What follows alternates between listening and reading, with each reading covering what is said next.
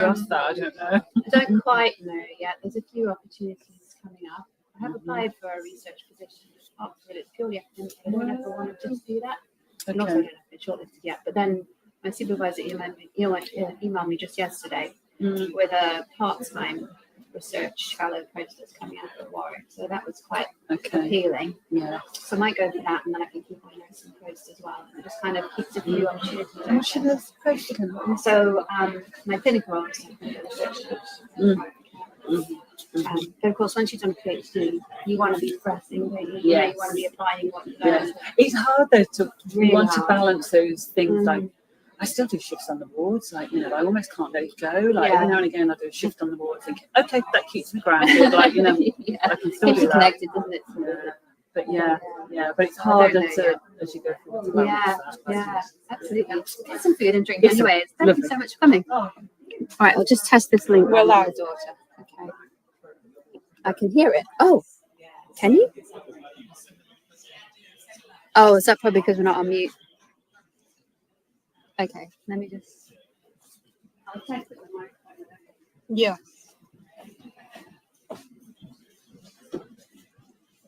I know you're pretty. Grace, can you hear me? Hello. Is the sound clear? How are you? I'm good. Too. Sound clear. Hi, Peter. Sound clear. I'm just testing with my daughter at home. Is that?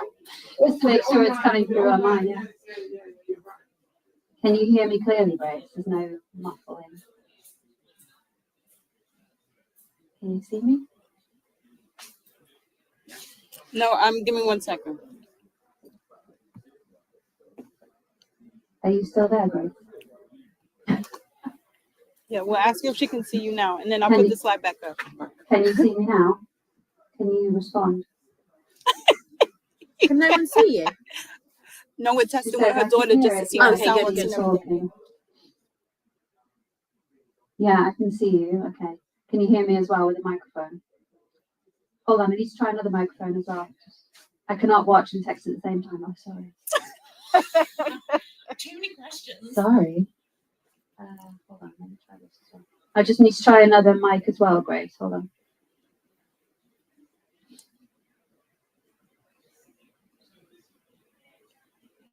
I'm not overly sure what the purpose of this one is. It's for the people online. She can hear me without this little wireless thing. That's good. That doesn't seem to be turning on now anyway.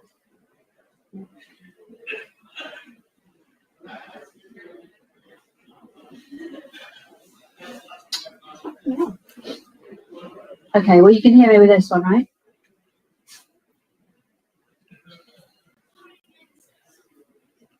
Oh, should we try the video? Mm-hmm. Oh yes, see if we should turn the microphone off or not. Yeah, Grace, I just need to try a video. Can you just watch this and then send me a message in a minute and let me know if the sound comes through? No, don't do that. Sorry. One moment. People from Black communities have poorer health than white people. There aren't enough people from Black communities included in health and care research. Health and care research is how researchers try to find out more about health and how it can be made better. And so it's really important that Black people... That's great, thanks, Grace. Hello, sorry. Bye. Hello, how are you? I think I'm not sure if I'm at the right event. The one by Liliano, I think. Is that how you pronounce it? Say it again. I'm here for an event that's being hosted by, I think it's Ellie. Hello, yeah, it's me. Oh, that's you. Eleanor. Hi. Thanks so much How do you for pronounce coming. your name? Sorry? Eleanor. Eleanor. Hi. Oh, okay. Yeah. Nice to What's meet your you. name? I'm Portia. Oh, Portia, thanks so much for coming. You're in the right place. Did you find it okay? Yeah. Oh, yeah. How did you find out about this? I am a student at Warwick. Okay. Yeah, and I'm doing my PhD. Oh, So perfect. I wanted to know, after the comments, see how you did your PhD. I'm the tester of You're the second person to say that. I'm gonna my PhD to get my so I have no idea which kind of Oh, yeah, I so can probably help with that afterwards. So, I mean, if we don't get a chance to chat later, just email me. if actually there's somebody that hopefully is coming tonight called Abby Alonde. Okay. So Abby is the director of the West Midlands Knowledge Action Partnership Group. I don't know if you've come across her. She's an associate professor at Warwick. I'll introduce you to her if she comes, because she is very well connected to a lot of my communities in country North Midlands. Yeah. Do you want any drinks or nibbles and stuff? Please have some. Find this one. Yeah, of course.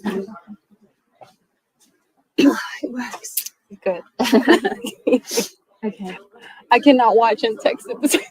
I know. It's crazy. She'll be listening now. Stop me. I know. So, okay, you can hear it, but this is what is shown. Oh, so now she's talking. Okay. Wait, hold on. You can hear it, but this is what is shown. Oh, wait a second. Oh, right. Okay. So it's not the full screen. So when we did the video, she can only see it like that. Oh, snap. Yeah, that's what I was thinking about that video in the video. Should be fine, she said. You can hear it. Let me know if you need more help. I don't know if there's another. So I wonder if we need to just switch the setting then when the video is shared. Okay. Okay, thanks. Well, I have the sniffles now because it's so cold. We'll just try a different setting, but What should we try? sound okay. That's good. What do you think we should try? So that one, is that the one you were on? Solo layout. Let's add to stage. I don't want to mess up your sound was fine. Great. That's the main thing people can hear. Can you hear us talking now, Grace?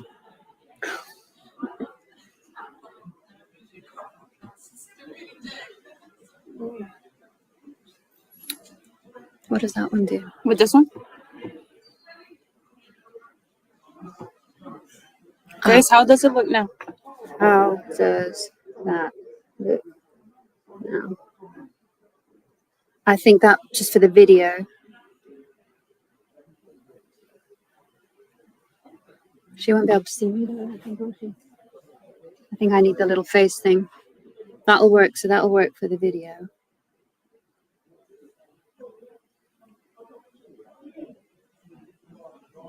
We'll let her tell us about the slides first, and then we'll try to video. Yeah, we've got time. Hey, Roy. How you doing? I'm not too bad, thank you. Good, good. That was good timing. So we've got Violet and I are just testing out all the sound of my daughter, which so far she's linking in at home, so she's just telling me, yeah, it's working well. Oh, that's it, Violet. So she sent this. That looks better, doesn't it? Oh, wait, and she can still see the little camera. Looks like it, yeah. Okay, that's good. Let's try. That's good. Let's try the video. Give me 1 second. That's good. Just try video. Boy, there's some food and some drinks if you want anything. Okay. People from Black communities have poorer health than white people. There aren't enough people from Black communities included in health and care research. Health and care research is how researchers try to find out more about health and how it can be made better. And so it's really important that Black people are included so they can access new treatments and to be able to understand their needs better. Yeah. We need to understand how inclusion and participation can be made better to improve the health outcomes of people from Black communities. So this research aimed to do that. This research took a co-production approach, which is a way of working in equal partnership, sharing power, and it played an important role in the design, delivery, and the way in which the findings of the study would be shared. Yeah, we just noticed that the view for the people online, it's like the screen within the screen. So we realized we got to do solo for it to show up big. If that makes sense. Yeah, we just got to change the view up. She said that's just a blank screen coming through for the video. For the video. Okay, let's try it like this. We're gonna try it again. Roy's just going to try this now as well. Do you want to try that mic? Yeah, okay, let's see. So there's a nice echo. People from Black communities have poorer health than white people. There aren't enough people from Black communities included in health and care research. Health and care research is how researchers try to find out more about health and how it can be made better. And so it's really important that Black people are included so they can access new treatments and to be able to understand their needs better. Is that still We not need to coming understand through? how inclusion and participation can be made better to That would be odd. Because it's sharing with StreamYard. So Yeah. that's what's the strange part. View tab, StreamYard. Do you want? I'll continue playing. Hold on, and then I'll go to StreamYard and see how that looks. Wait, is it? It's not because we've got the presentation still open, is it? No, People from Black communities have poorer health than white people. We got 5 There people. aren't enough people Pretty sure it's from still- Black communities included in health and care research.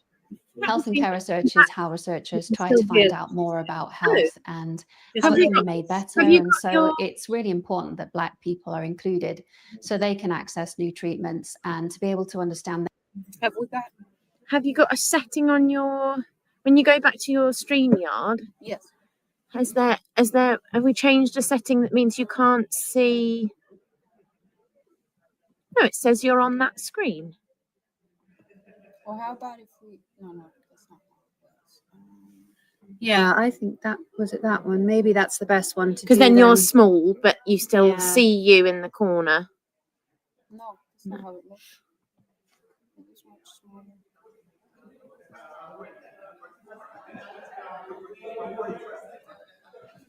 Should I just ask her if she can hear Roy before we try that again? Yeah. Do you want to just talk, Roy? What's that setting called? So what's it?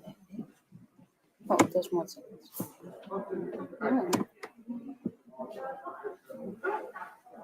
Oh, she can see it now, Violet. Whatever you've done. What did you do? So that's, you don't want to see you. That's not what you want.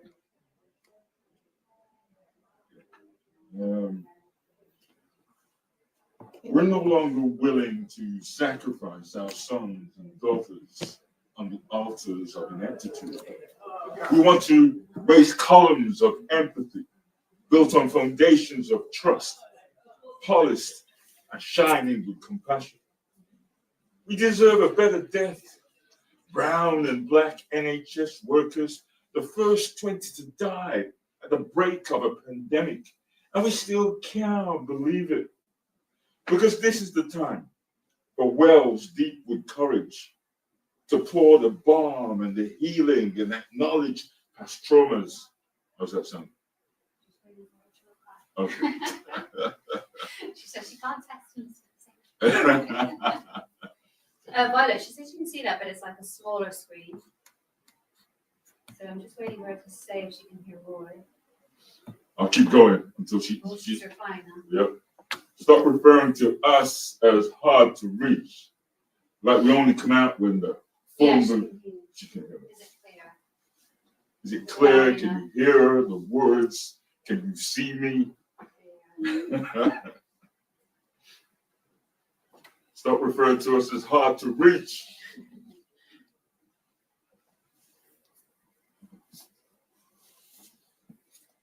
She should be faster at texting than this. I bet she'll hear that as well, you know. She'll hear that part there. I think you're okay. I think you're lovely, right? Even though your mom thinks you should be fat. Well, I've got no reply now.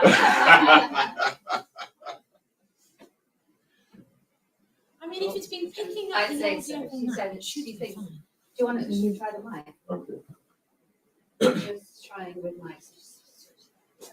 Trying with mic. Stop referring to us as hard to reach. Like we only come out when the full moon shines.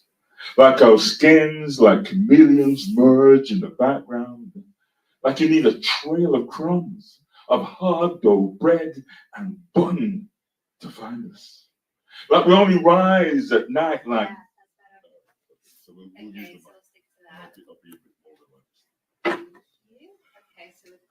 We're gonna try to slide now, and let me know what the slide looks like.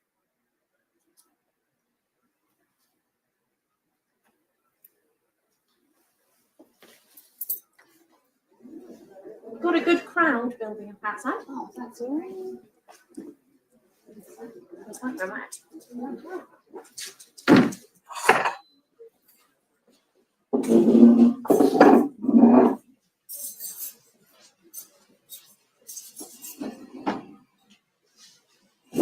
Can see slide. Perfect. Can see slide? Okay, let me quickly do the video. I'm going to ask for one more complication, right? Yeah. If it's possible, and this is the last minute thing. Any chance we can play Nina Simone Oh yeah, you asked me for about that. women? Sorry. I mean, it won't do her justice because it will come out of there, but it will be in the space. Okay.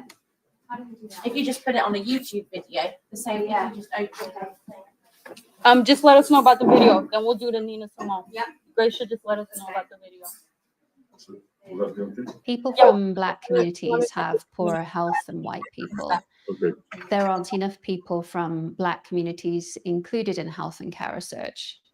Health and care research is how researchers try to find out more about health and how it can be made better. And so it's really important that Black people are included so they can access new treatments and to be able to understand their needs better. We need to understand how inclusion and participation can be made better to improve the health outcomes of people from Black communities. Okay. So this research aimed to do that. This research took a co-production approach, which is a way of working in equal partnership, sharing power, and it played an important role in the design, delivery, and the way in which the findings of the study would be shared. I worked with a group of individuals from around the health and care research system who also self-identified as being part of a Black community, and it was important to centre the voices of Black people in this research. And one of the ways we decided to share the findings to make it more meaningful to communities was to work with a poet to create more of a connection between the research and communities. And it brings a real human element to the research and a way of communicating the scientific findings in a non-academic way. How does it look to Grace? So she's just waiting for her to reply to that one. In theory, she should only be able to see this. How does that look? The refrain of the hard to reach. Stop referring to us as hard to reach. Can you see the video? Like we only come out when the full moon shines. Like our skins, like chameleons, merge into the background. Like you need a trail of crumbs of hard dough, bread and bun. Like we will only rise at night. Like duppies and rolling carbs to come out. Would I need to and share flight. that Nina video in order for the audience to come through? No, you should be able Referring to us anything, but I think still as hard to reach. now. We're just waiting for the As if we're lost in some Bermuda Triangle. As if our magnetic north doesn't exist on your compass. As if sat-navs have not been updated to find our locations. As if you're Alice and we can only be found in a winter wonderland. Stop referring to us as hard to reach. You see, there's no need for a new Magna Carta or another white paper. Your walls are already papered. Your floors are already covered. Your ceilings are a whitewashed canvas Your screen sharing and of the all others you're our presenting. stories.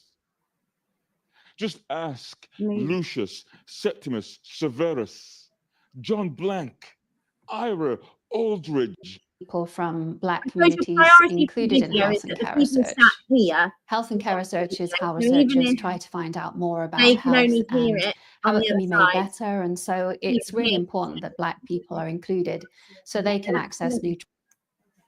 I think the option that you had before, was she said she could see it on a small screen. So I guess that's the worst case scenario. If they see it on the small screen, as long as they can hear it, and then I can send the link when it's available anyway. No, that's not how it looks. She can see it now, she said. Okay, so How she's- big does it But look? she's seeing what we see. So when you go into On full the screen that screen, you're presenting in front of her.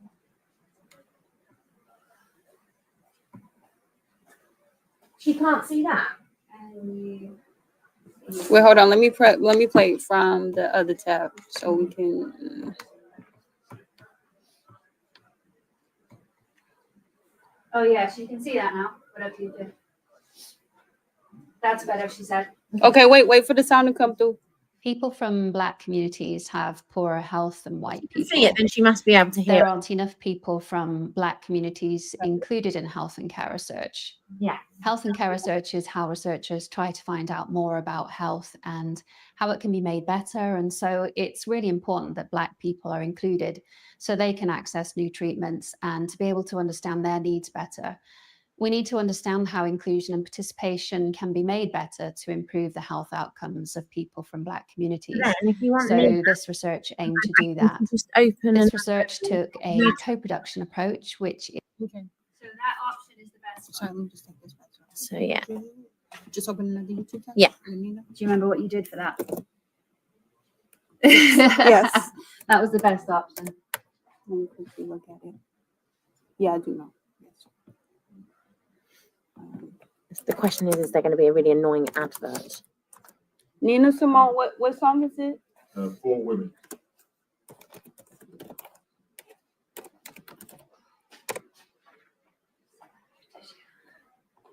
Maybe I got this.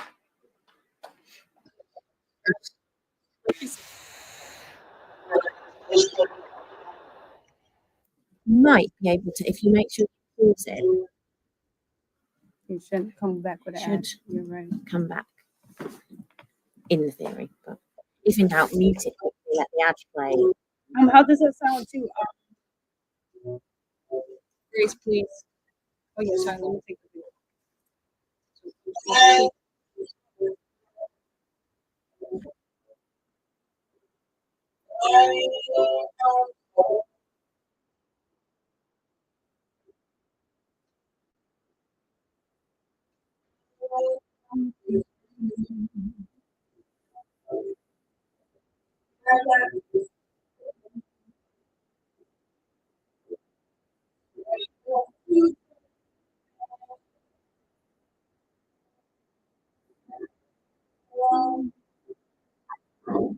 What? Is it the time and time again? Yeah. When you hear the pain and again, just lower it down. Yeah? Just about 40 and again, and just lower it down. To that Yeah. volume? Then I'll be. To start up here? So- You wanted to start at this volume? No. We'll start from the beginning. Let it play for the 45 seconds, and then we hear the word pain and again. Lower it down. Okay. Right? But keep it going. You can't hear that one at home, but they'll be That's able to hear okay. it, yeah. This is at 40. This is at 40. Down was still playing in the background. Hmm. Okay, I got you. Wait, let me say this so I don't. We hear it loud. Up to pain and pain again. Yes. Take it down, Yes. but still in the background. Yes. While you recite. That's right. Got it. Got it. Yeah. Let me take it back up. Sorry, let me listen for it gets ready to get. No, I'm just listening out for her just to know where it's supposed to be at.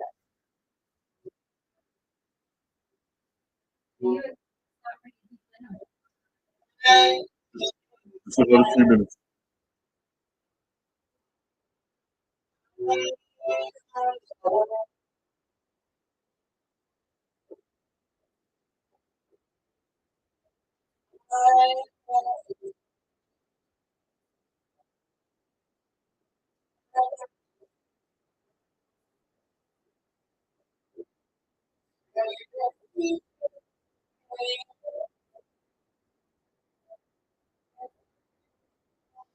Okay. Right. Yeah. Is it too dramatic or that's fine? Okay, cool. Yeah. Got it. Perfect. Yeah. Oh, no. It's not there. Yeah. Right. Don't laugh. I was expecting again and again to come right away, but there's a little gap. But it's cool. And as it plays along, this is going to be a pain in the ass, right? Mm-hmm. If you can, because I don't think I'll be able to talk for the whole 4:26. Yeah. So you're going to have to pause it at like 3 minutes and 45. You don't mind that the screen looks the way that it does? No, it does. I don't Okay. care how it looks. Right. Yeah. So about 3 minutes 45. Okay. Yeah. Yeah. Yes. Okay. Cool. Are we ready? Are we good to go? I don't have the 5 minutes on a piece of paper. I but think the it'll people be can come okay. through. Yeah, Yeah, I'll yeah. bring people in. I've got my phone next to me, so I know I won't go over 20 minutes, so that's fine. So as soon as I finish, Yep. I'll introduce you. Okay. Cool. And then we'll have a break after 10 minutes. Right, that's good. Yeah, really seated. And I will say, I'll be talking. I will do 2 or 3 poems, right? Mhm. And then when I say Nina Simone, you know, right? That's my cue. That's your cue. That's my cue. You are so- Okay, that's too big. Okay, I need to get this right. Okay, let me just keep it like that.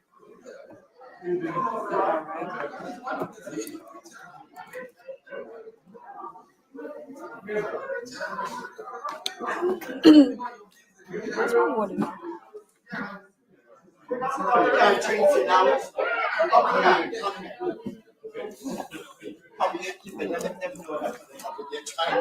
Yeah.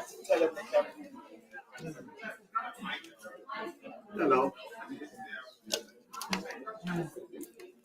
Partly we can bring drinks in. Where's home for you? Where's home? Are you coming to Yeah, I'm in Coventry. Yeah. home territory? Yeah. I did not far to come. No, not too far. Yeah. How was the how's the travel here for you? All right, the train. In Birmingham International, then Coventry. Then the second Did you just get one bus down? No, taxi. We could take Train taxi. into Taxi. Coventry and then a taxi. Okay, £5. they're here. Yeah. That's good. Yeah.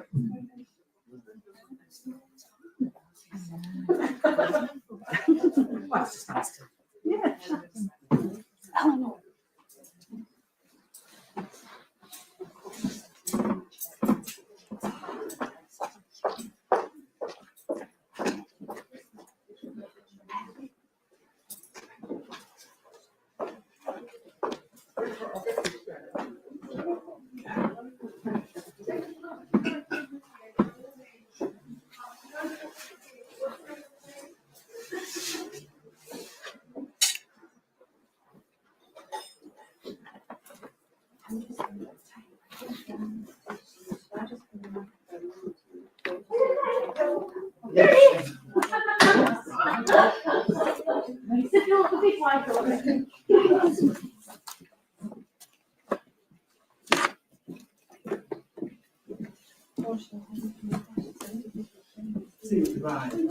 Yeah, I'll just invite you.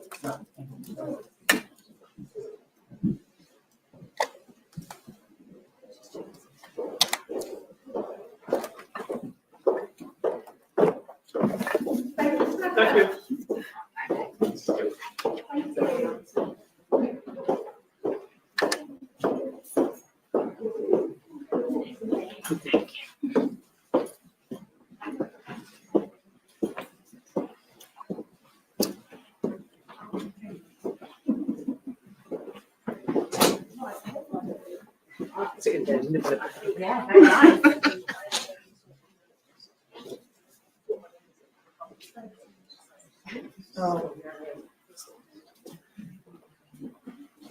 Thank you.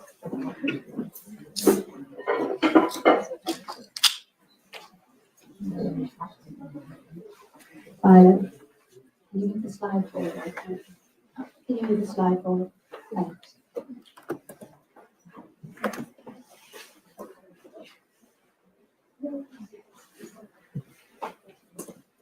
Okay, right, well, we'll make a start. Good evening, everybody, and welcome. It's great to see you all here tonight. Thank you so much for coming. I'm Eleanor Hobbard. Some of you have met me before. I've met some of you, but not everybody in here. So I'm a PhD student at Warwick Medical School, but I'm also a nurse by background. I worked in the NHS for over 24 years. I've worked in health and care research since 2013, mainly supporting GP practices to provide opportunities for patients to take part in health and care research. So tonight's event is hybrid, so we have guests online as well. We have done a test run, so I think they should all be able to hear online, I hope so. So the purpose of this event tonight is to share with you the findings of my PhD research. And then we're going to hear some beautiful poetry from National Canal Laureate and former Birmingham Poet Laureate, Roy McFarlane, who's joined us on this research journey and has written a piece of poetry based upon the findings of the research, which brings a really powerful interpretation of the findings that's different to the usual scientific communication of research. So it's a really great honour to have him with us tonight and performing some of his other pieces as well. And then we're going to have a discussion with the co-production group who've worked tirelessly with me throughout this journey. And without their involvement, this research would be very different and definitely not as good. So I'll explain a bit more about co-production shortly. So if anybody does have any questions, you can send those to me via email and you can expect a personal response because this event really is to focus on communicating the findings of the research. So I also won't be able to monitor the live chat whilst I'm speaking. So for anybody that does leave any questions on YouTube, I'll respond to those via email as well. So firstly as well, I'd just like to thank everyone who took part in the research. There's probably people online and possibly in the room that also took part in this research. And without you, there is no research and there's no new knowledge to move things forward. And I'd like to thank the co-production group who've worked on this research with me for the last 3 years, some of them longer than that, and their commitment to this project has not wavered at all, and they've contributed to every aspect of the research. So I'm incredibly grateful for the time and the energy that they've put into this in their own time on top of their busy lives and other commitments as well. So I think that's a good opportunity just to very briefly introduce those individuals to you before I start to share the findings of the research. So I'm just going to ask the members of the co-production group, apart from Violet, who's manning the laptop at the back, just to come up and say, if you could just introduce yourselves, if that's okay. So thank you. Tony, we'll start with you. Hello, just a few words. I'm Tony Kelly. I'm one of the persons who was heavily involved in what you're about to see. So if there's anything wrong with it, blame me. He says jokingly. But no, I'm glad to be here and amongst all of you and looking forward to tonight's event. Thank you, Eleanor. Thank you. Thanks, Tony. Shane, would you just like to come up? Thank you. Evening, everyone. I'm Shane Ward. I'm the Chief Exec of West Bromwich African Caribbean Resource Centre, and I'm looking forward to what's discussed tonight. And it's been a joy working on this project, and I didn't realise it was 3 years. Time has flown. It's flown. I think it was only a couple of years, 3 years. But it's been a pleasure, not just working with yourselves, but the other people on the panel. Thank you. Thank you. Thanks, Shane. Dion, you okay? Yeah, quick introduction. Thank you.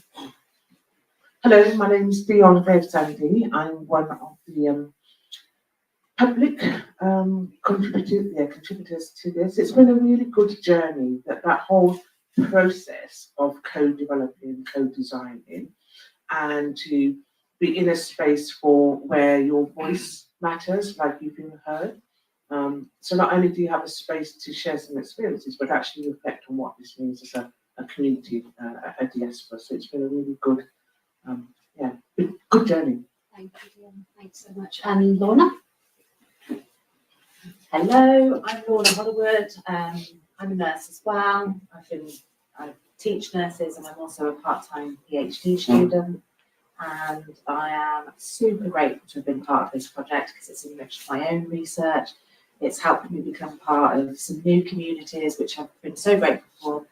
The research community, the co-production community, and it's led to other relationships that have been really, really positive. Yeah, just really congratulations on getting to this part. And I'm in awe.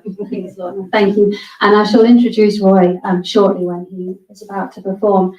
And I won't let Violet get away with it either later on, but she's been amazing supporting the IT tonight. So thank you, Violet. And great, next slide, please, then, Violet. Thank you. Okay, so we do have a diverse audience tonight, members of the public, participants that have taken part in this research, researchers, healthcare professionals, and other individuals as well from around the health and care research system. So I've tried to pitch this talk in a way that hopefully will be understood by everyone. But for those who would like more detail, there will be scientific findings published. So if you're interested in any of those at all, I can email them to you as and when they are published. We have a manuscript that is coming out soon, within the next 1 to 2 months, so there will be more to follow. So this research is entitled Understanding the Inclusion and Participation of Adults from Black African Diaspora Communities in Health and Care Research. Next slide, please, Violet. Thank you. So I'm just going to give you an overview, really, a brief background of the research, just to set the scene, just share with you a bit about how the project was planned, and what co-production is, and the approach that I've taken, and then the findings, and then a little bit about what's going to happen next. So next slide, please. Thank you. So the background. So Black people, as many of you probably are aware, have worse health outcomes than white people. To give you one example, type 2 diabetes is 2 to 4 times greater in Black people, and this can cause severe health consequences that can lead to an earlier death. And many of you will be familiar as well with the difference in maternal health care too, with Black women having much poorer pregnancy outcomes than white women. And there are many other conditions as well that impact upon the health of Black people more than other populations. So Black African diaspora communities are also underserved in health and care research. That means that they have lower inclusion in research studies than you might expect from population estimates, and also a higher healthcare burden, but that's not matched by the studies that we have available. And there has been little progress in this area despite decades of research. So this research really is about not only understanding why we haven't made such progress, but also understanding how we can develop a more inclusive health and care research system so that recommendations can be created and also interventions developed to address this, but not aimed at individuals, more aimed at the system. But the implications of this are that the specific health needs of people from Black communities remain unaddressed. So that's another reason why this research was undertaken. Next slide, please. So very briefly, this project was split into 5 parts. So the first part was forming a co-production group. The second part was looking at the scientific evidence and also other sources of literature, such as opinion pieces, media, for example, and that's really to understand the landscape about inclusion and participation of Black people in health and care research. So once this was done, there was a set of theories that were developed about this. And then to test those theories, I undertook interviews and focus groups with people from around the health and care research system. And then a theoretical model was produced. So that's the 4th part, to help explain what works, for whom, how, why, and under what circumstances. And now we're at that point, that last part, work package 5, where the red arrow is, where we're beginning to share the findings of this health and care research. So what you'll see tonight really is just the tip of the iceberg. If you want to understand more about the theories behind this, then I can share that with you once they've been published. Next slide, please. So this is a photograph of some of the members of the co-production group. Not everybody's in this photograph, actually. But these individuals that have been working with me on this research represent people from around the health and care research system. So as public contributors, healthcare professional, a researcher, policymaker, a funder, and also somebody who has the experience of delivering health and care research studies to patients. But also the people that are public contributors in this study also have professional roles too, in a variety of different backgrounds. So the roles, there's lots of different roles, but also they all have the lived experiences as well of being from Black African diaspora communities. Next slide, please. So co-production, you might be wondering what co-production is. So co-production is really an approach It's a way in which researchers work with practitioners, other professionals, and members of the public. It's a way of sharing power and responsibility really from the start to the end of a project. And that is also about generating knowledge. Next slide, please. So moving on, this is the second part of the research project. So the key areas that were identified following an exploration of the literature. So this is the scientific evidence, but also other pieces, like I mentioned, opinion pieces, media pieces, reports. This told us that much of the health and care research system, or much of health and care research, is led by white researchers. Most of the funding has historically gone to white researchers, and most of the people who take part in research are white. But often what has happened, though, is that blame has been shifted onto Black communities for not taking part in research, rather than looking at the other aspects of the system that are responsible for creating this white space. So the National Institute for Health and Care Research, so this is the largest funding body for health and care research in the UK and Europe, has made a commitment to inclusion, and they are looking at this and they're trying to address this. However, there is still a lot to be done. Another area that came out of the literature was around the trust deficit, so the long history and the continuum of distrust, mistrust, and lack of trust. And this stems back, as you'll be aware, from slavery to experimentation to scientific racism to COVID-19. It's been continuous, and so it's understandable that people from Black communities don't feel that they can trust healthcare or health and care research.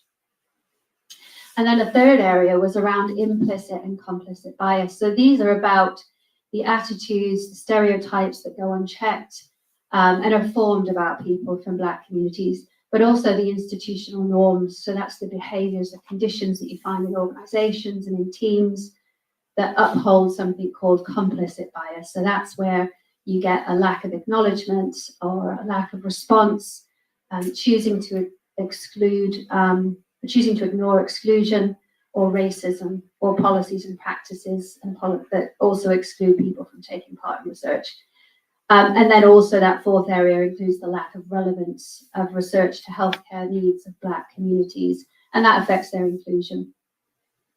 And so theories were developed with the co-production group about why this is happening.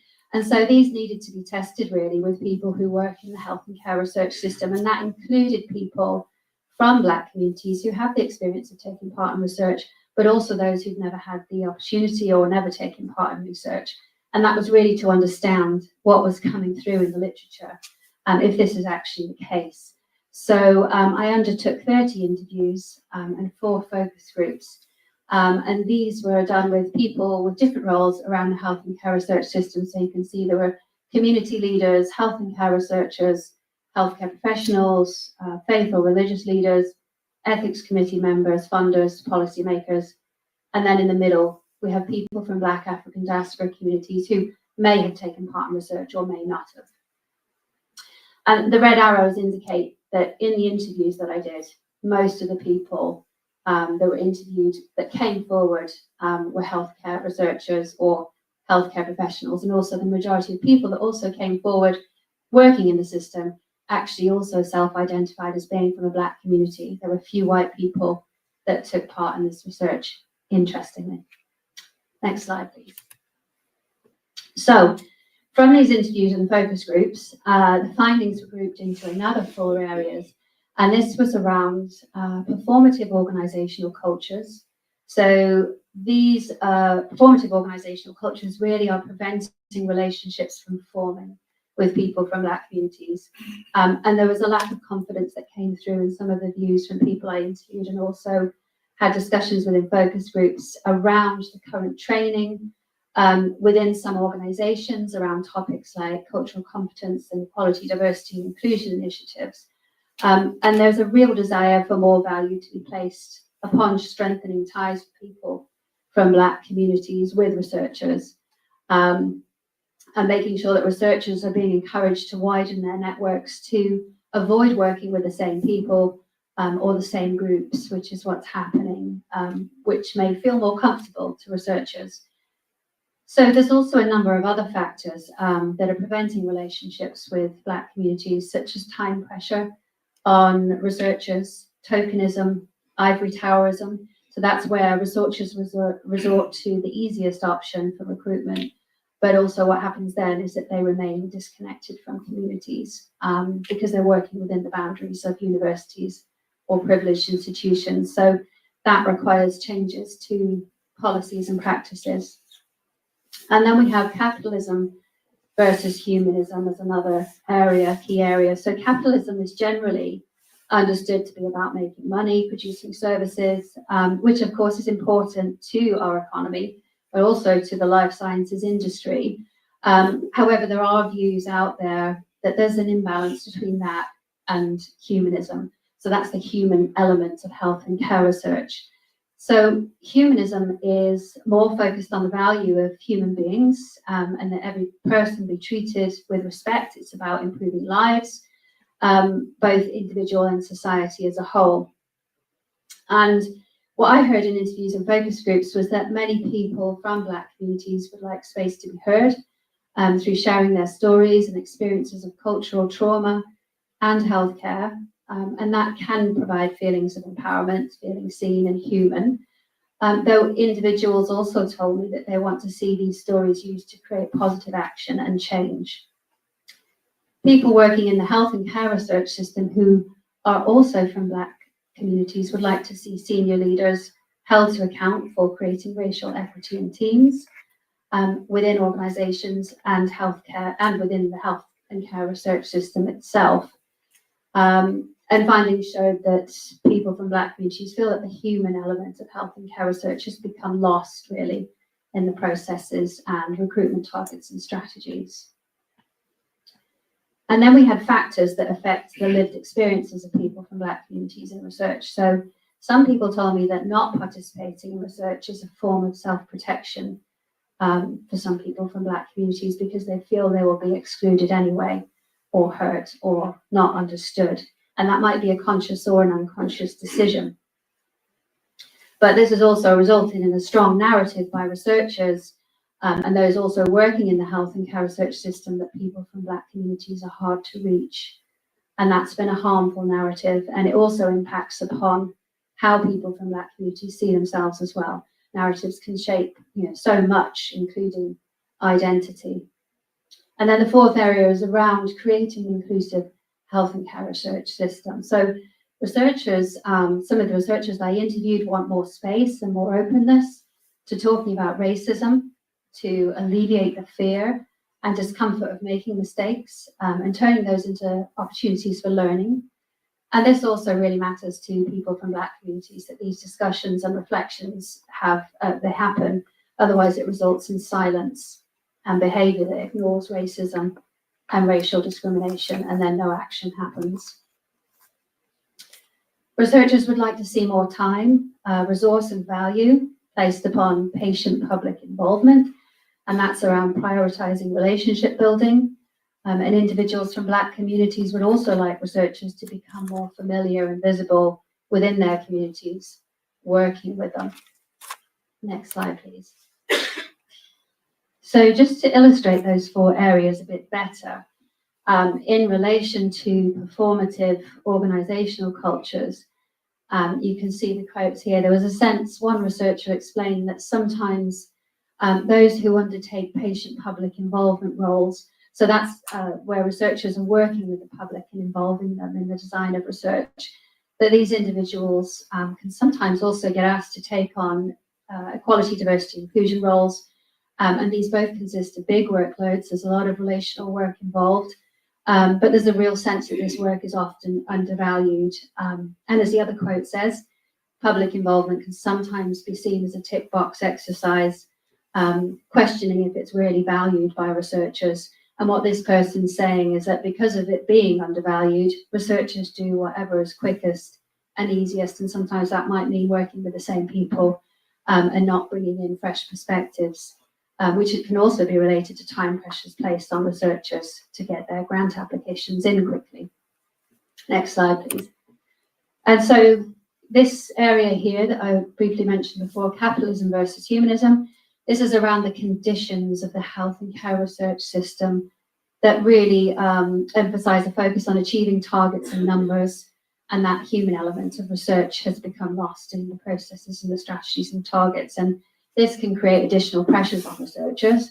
It can lead researchers to doing what is easiest but might not be inclusive. And this has led to feelings by those working in the health and care research system, but also people from Black communities, that money is more important than their experience in research and health outcomes. And findings also showed that people from Black communities feel that research funding is more about researchers gaining funding, awards and accolades than making a difference to people's lives and policy. And in this study, particularly people from African migrant backgrounds and those who'd sought asylum described difficulty in accessing basic health care and reported feelings of inhumane and uncompassionate care, with a really strong desire actually to share their stories. And some of the participants shared their traumatic and discriminatory experiences of care or treatment voluntarily, actually, before even asking questions. And there was one healthcare professional here, this quote said that there's a misalignment between what researchers and communities want and what they're expecting. And then another person, the other quote was from a person from a Black African background who spoke about the racial discrimination and the racism she's experienced in trying to access healthcare and how that made her feel. She's explaining that if there is a way to use her voice through health and care research to tell her story, that was a motivator. However, she did indicate that she didn't feel like she's been treated like a human being. And there were many other stories like that too, unfortunately. Next slide, please. So the factors that affect the lived experiences of Black communities. So some individuals viewed researchers as hiding under the hard to reach banner, the unreachable narrative. And that makes people from Black communities feel like they've already been excluded. And researchers are calling people from Black communities hard to reach, but actually taking part isn't always easy and it doesn't always suit. And the other quote is from someone who said that sometimes people from Black communities proactively exclude themselves because they feel they will be excluded anyway. And these are really important areas to understand to be able to improve service design, but also training and learning and knowledge as well. Next slide, please. And then finally, this fourth area around inclusive research. So this community leader, researcher that I interviewed, speaking of ignorance about other cultures and how and when this exists within teams and organizations, actually the response from Black communities is a lack of respect and lost legitimacy. So it's really important that things are transparent and we have accountable leaders in health and care research. And another community leader says empowering communities, breaking the hierarchy of research, so flipping the dynamics, shifting that power to communities is really important. And then another spoke of the power of storytelling, that bottom quote in the left-hand corner, and how it might be one way of engaging with people's hearts and minds to challenge the dominant perspectives and the narratives. Next slide, please. So that really was just a very small snapshot of what was shared with me. There's much more, there's many more quotes that people shared with me. It was a real privilege actually to be able to listen to those experiences of those that I interviewed and also listened to in focus groups. And what happened next is I analysed the data and discussed that with the co-production group and developed an overall theory about what is occurring and what's been produced. And then in addition to that, we worked together as a co-production group to begin to plan what a future intervention might look like to improve inclusion and participation. So we had a workshop where we focused on agreeing a vision. So this was a piece of artwork that was produced by an artist at a workshop in Birmingham with the group. So she captured the discussion and the thought whilst we were talking. So there's loads on here, but it's a really beautiful illustration. You can see the vision where the eye is towards the bottom of the illustration. The vision is health and care research should value Black African diaspora communities as equal and active partners, not just as volunteers. And then you can see the values and the principles that we spoke about and that were shortlisted by the group choice, equity, trust, empathy, and person-centered. And then at the bottom, there was some ideas generation about the types of things that need to be included in a future intervention. But also you can kind of get a feel for all the other things that we spoke about as well that was related to the interviews and the focus groups. You know, we spoke about Black lived experiences. You know, those can't be defined singularly. You can see that yellow quote at the top, academics like definitions. We don't fit easily into one definition. Then we spoke about structural racism and opening up Pandora's box with that and how to disrupt the mindset and undo privilege. So there was a huge amount of things that we spoke about during that session. This was a nice illustration that helped to capture some of those thoughts. Next slide, please.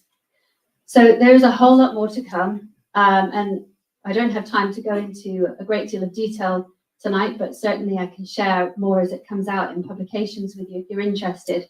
The first thing is to submit my thesis. And I'll also email you a plain language summary, but happy to share any scientific publications that are co-produced as well. All members of the co-production group have been involved in those as co-authors as well. There'll be a set of recommendations for policymakers that will be shared. And at the end of tonight, in the last 10, 12 minutes, we're going to share a short film that we've produced that we'd like you to get a preview of before it gets shared nationally as well. And there's been lots of other research questions and areas that need addressing from this research as well. Next slide, please. And I just wanted to make sure that we remembered Iffy. So Dr. Iffy Sargent was a member of the co-production group that we were so fortunate to be able to work with. So I knew Iffy actually probably for about 5 or 6 years before she started working on my PhD research as part of the co-production group. And sadly, Iffy died last autumn of breast cancer. But this quote here is from a colleague of hers, and she worked with us right to the very end. And actually, she didn't let on at all that she was suffering. And she was dedicated to her core, and she would have been very proud of this, actually. So, yeah, next slide, please.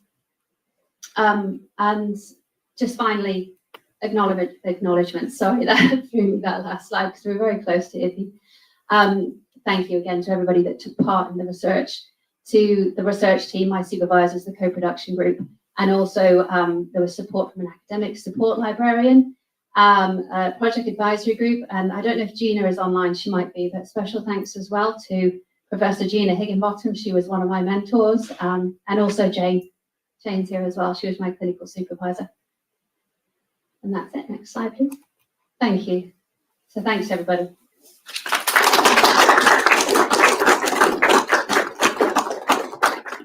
So next, I'm going to introduce to you Roy McFarlane, who's a poet, playwright, and writer, and really delighted and really honoured to be able to have him come all the way from Brighton to perform tonight. So I'm going to let Roy come up and take over.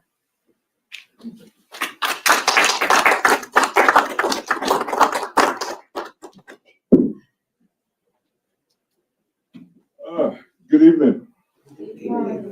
Come on, people, you can do a bit better than that. Good evening. Good, good. Was that a nice little kind of flavour for this research? And you're going to be able to ask more questions and get involved later on. I have the privilege, blessed privilege. See, I wasn't here for 3 years. I didn't do all the hard labor, the hard work, and I'm going to come and get the glory now after only coming here for 9 months.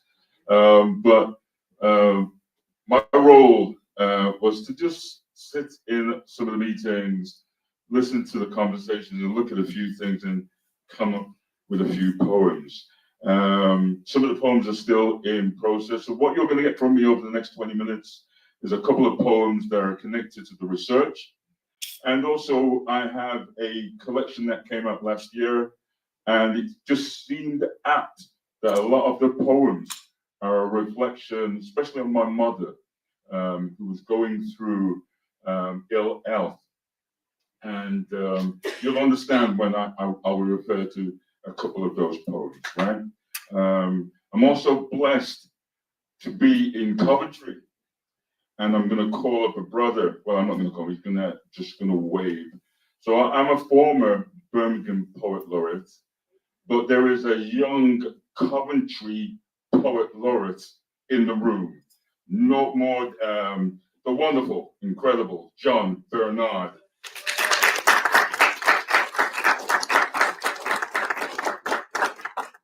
And for those who live in Coventry, please support this young man. Are you on your second year, or are you still in the first year? Second year, man. Is it been, really? Yeah.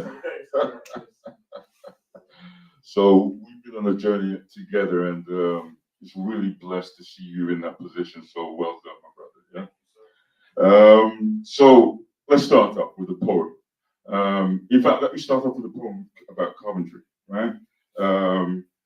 In the poem that you're going to see later, which is called The Refrain of the Hard to Reach, there are certain individuals that are mentioned there. One of the individuals is Ira Aldridge. I've got this thing about that we talk about as the Black African diaspora, as if we just arrived like 50, 60 years ago. You know, they always talk about the Windrush experience, and that is a good thing, right? And it's good that we celebrate the 1948 arrival here. But man, we've been here a long time in different shapes of form. And Ira Aldridge is one of those individuals that came in 18. I have to look this up now. 1828. Aldridge came to Coventry, where he made a considerable impression on the city and its people. He was made manager of the Coventry Theatre, becoming the country's first Black theatre manager before he had even reached the age of 21. Right? And so we do all these research as if we just arrived, and yet people have been here struggling and still conquering and still standing large and being incredible souls. So this is one of the poems. I did a wonderful project here about 4 years ago, and this is one of the poems that I put in the project. A Child of Coventry.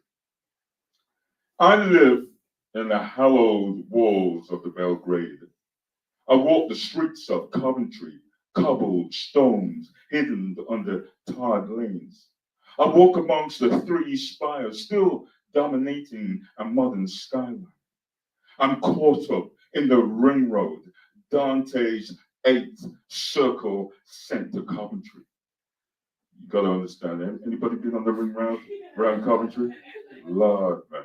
Anyway, I walk through the Herbert Art Gallery and Museum. I trace my steps along the old spun streets, eliciting the smell of tanners and the sound of watchmakers.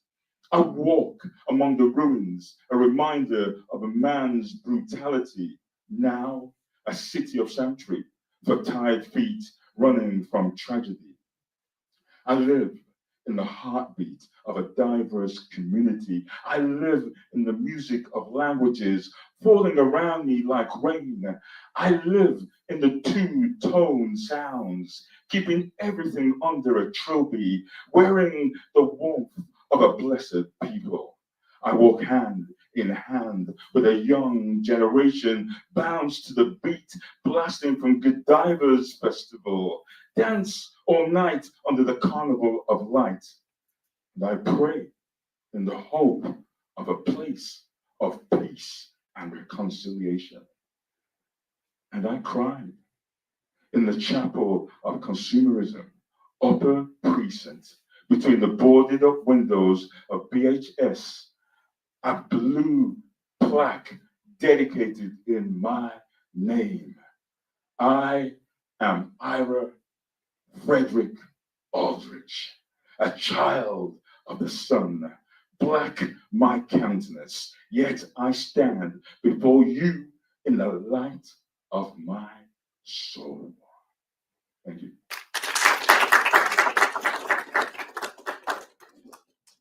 So, one of the first things I heard while sitting down, and I have heard this numerous times, I'm an ex-equality officer. I've been a community development worker for a mental health organization in Dudley and Warsaw. So I know these journeys of research and talking to people, and we're tired, aren't we? Yeah, you said it like you were tired. Yeah, we're tired, man, right? But we still have to do this. Often participation in the game, knowing that if we don't do these things, it just takes us a step backwards, right? But we continue to try and do this game. And yet, they still refer to us as hard to reach. You remember what I was saying? That we just didn't come in 1948. We have been here. We've been involved in every city that you see how the places have been built. We have been part of the building, part of the fabric, part of the NHS, part of everything. And so the thing that I kept hearing saying in these meetings, please stop referring to us as the hard to reach, right? And so this poem came forward. The refrain of the hard to reach. And a young man said by the name of Tony Kelly, I'm tired of people referring to us as hard to reach.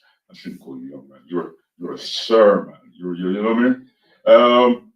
Stop referring to us as hard to reach. Like we only come out when the full moon shines. Like our skins, like chameleons, merge in the background.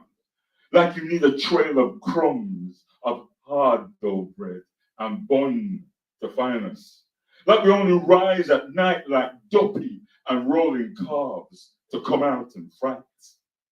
Oh, stop referring to us as hard to reach, as if we're lost in some Bermuda Triangle, as if our magnetic north doesn't exist on your compass, as if sat-navs have not been updated to find our location, as if you're Alice and we can only be found in a winter wonderland. Oh, come on now, stop referring to us as hard to reach. There's no need for a new Magna Carta or another white paper. Your walls are already peppered and papered. Your floors are already covered. Your ceilings are whitewashed canvas of all our stories. Just as Lucius, Septimus Severus, John Black, Ira Aldridge, Mary Seacole, Lord Kitchener, Benjamin Zephaniah, and so much more. Stop referring to us as hard to reach. We're not asking you to walk on water or wade deep. We're not asking you to turn water into wine or roll back the stone.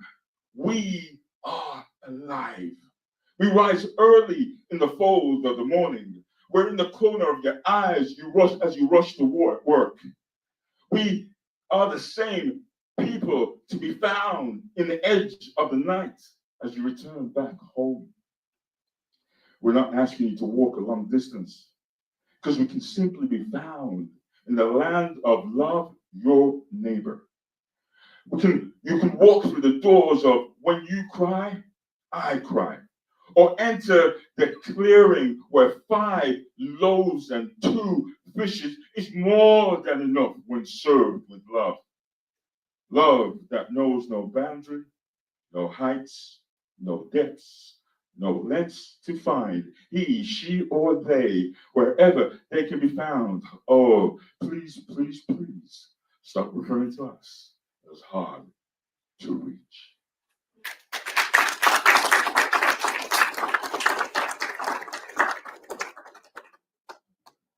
Eleanor made reference to the report or summary taken from the poem. The next poem is still in the making, but this is taken from the Developing an Inclusive Health and Care Research System with people from Black and African Diaspora Communities. We're no longer willing to sacrifice our sons and daughters on the altars of ineptitude. We want to raise columns of empathy built on foundations of trust, polished and shining with compassion. We deserve a better death. Brown and Black NHS workers that were the first 20 to die at the break of a pandemic. I still can't believe it. This has got to be the time for wells deep with courage to pour balm and healing and acknowledge past trauma. No longer the dehumanized, the exhibited, made for your curiosity. But together we will build our roofs of equality and equity and build corridors of continuous learning that lead us all to a healing space and bridges into a better future. Thank you.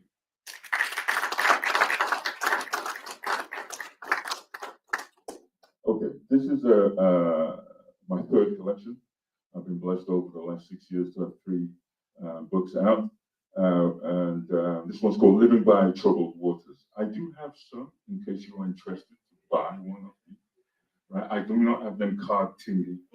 So but anyway, I have some, right? If you are interested. If you're interested to buy 2 because you want to spread the word, I'm equally happy to give you 2, right?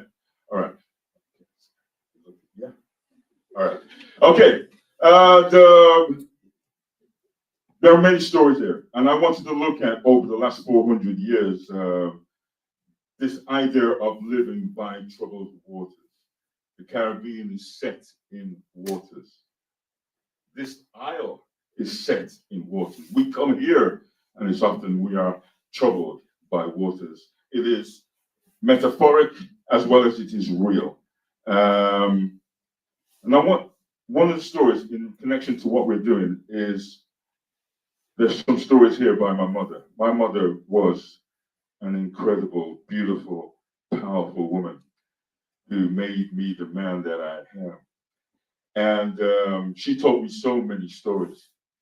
There's something about the storytellers of our generation that often don't have dates. There's no in 1901 such and such happened or 1940 such and such happened. It's always when such hurricane blew through the island, or when an earthquake happened. And my mom was telling me about earthquakes, or when Port Royal sunk. And these are the things she was telling me when I was growing up. But you know, when you're young, you just half listen, and then when your mom passed away, you start to try and grab all these stories. And so I started to research about this Port Royal that had sunk, and found out something like 1697. There was a kind of a tsunami and an earthquake, and Port Royal did sink.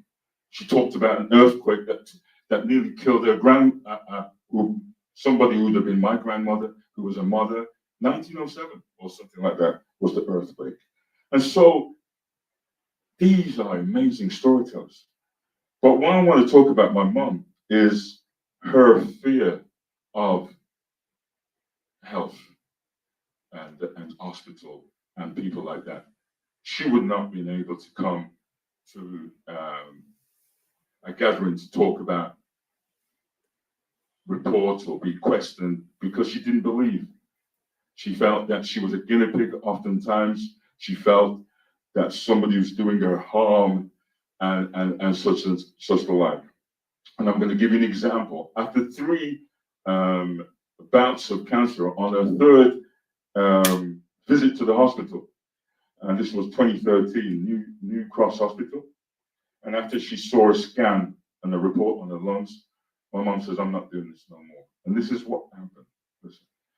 And I'll tell you what, my mom struggled with a lot of the doctors and surgeons, but there's one particular surgeon that my mom fell in love with. It was a female surgeon who was middle-aged.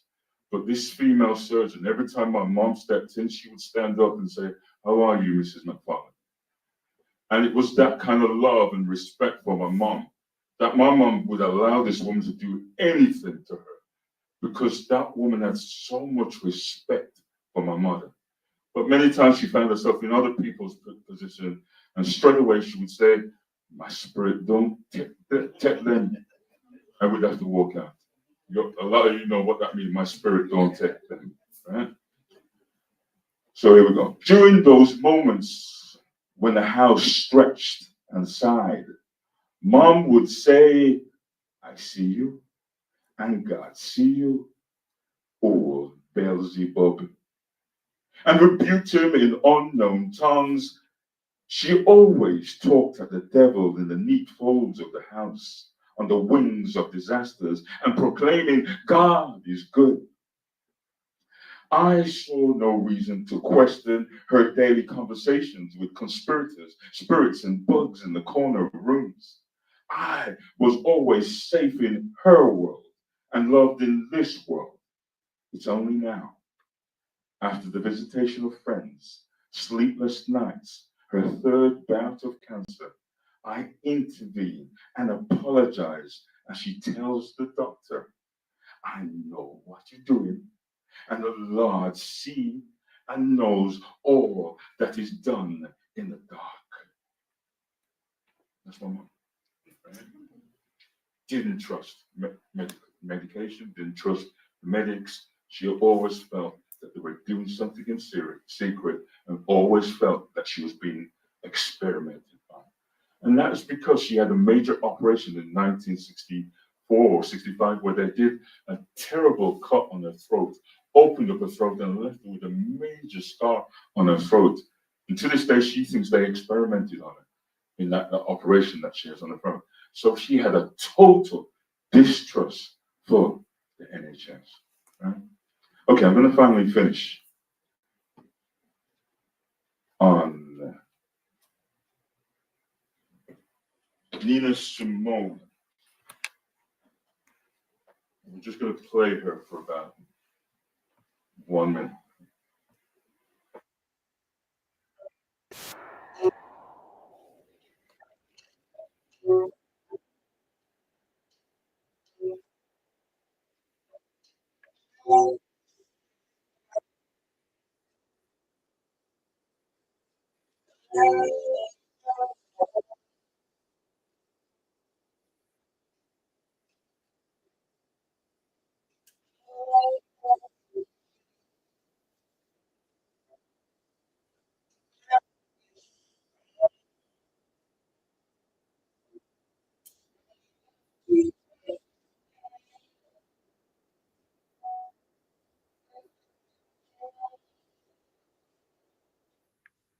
Black women don't feel pain.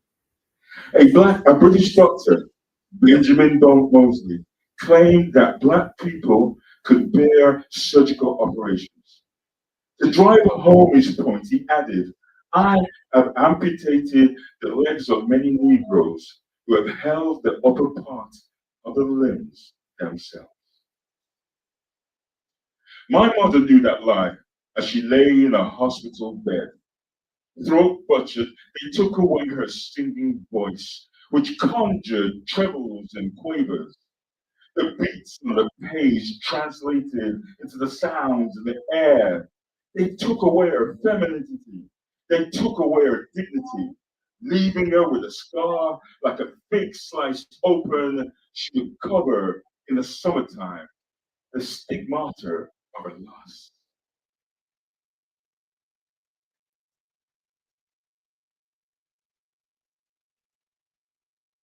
Pericott, a famous poet, speaks of her mother, the labor, the pain. Things got blurry during the middle passage. Back then, Black women weren't given drugs because Black women were like horses. They didn't feel pain. My mother told me of Black mothers left alone on hospital wards, left to endure pain, always, always enduring pain.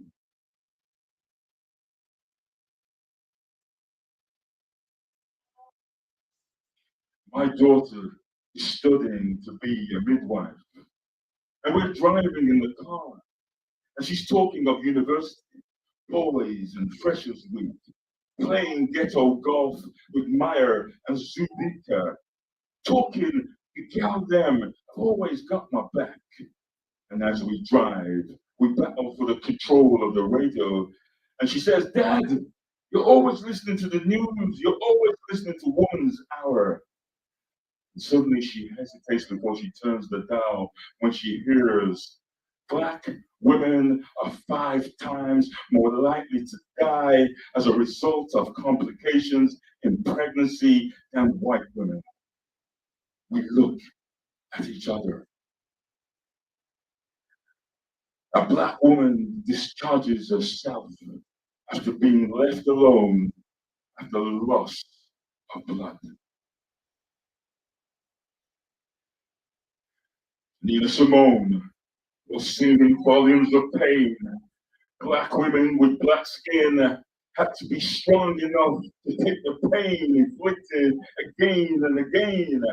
As all the Aunt Sarahs, Black women, the color of tan, have learned hips invite you to wrap around you, learned mouth like wine to seduce you, just as sweet thing. She felt the pain of both worlds, skin yellow, a bridge between 2 worlds. Ask all those named Safarina. I'm sorry, before that ended. Ask all those named Safarina. I'm awfully bitter these days.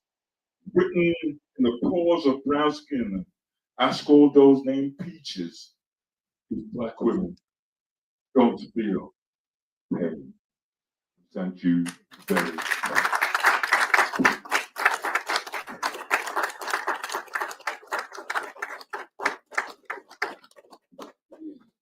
Thank you so much, Roy. That was an incredible performance. I feel really privileged and honoured to be able to listen to that face to face as well. Hope you enjoyed that online as well.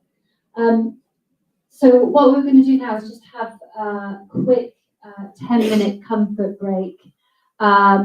If everybody could come back, for those of you that are online, we will take the slide down. We're just going to pop a slide up just so everyone can have a quick break. While we just set up some chairs ready for the co-production group just to have a brief discussion. So we'll just take slightly less than 10 minutes, I think, if we can all be back in here for 8:30, if that's possible, so that we can make sure we've got time for the short film at the end as well. But there's some refreshments for those of you that are here face to face to help yourself to, and grab a cup of tea or a cold drink if you're online. And we'll be back very shortly. Thank you so much.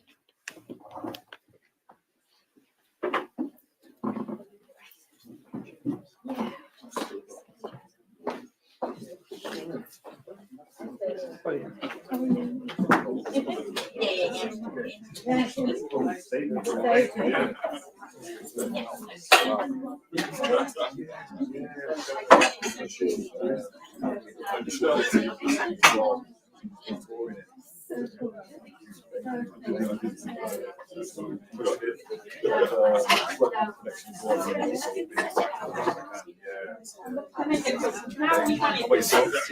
only bought one of them. I haven't bought the 3 of them.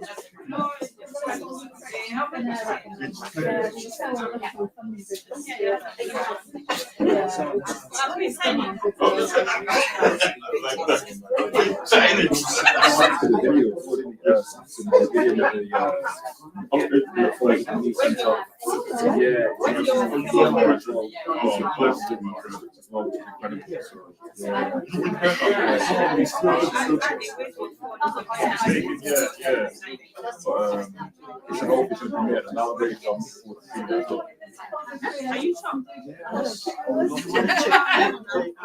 premiere, yeah. Oh.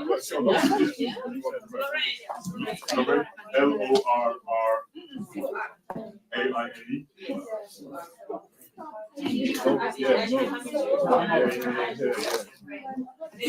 Anything creative or not?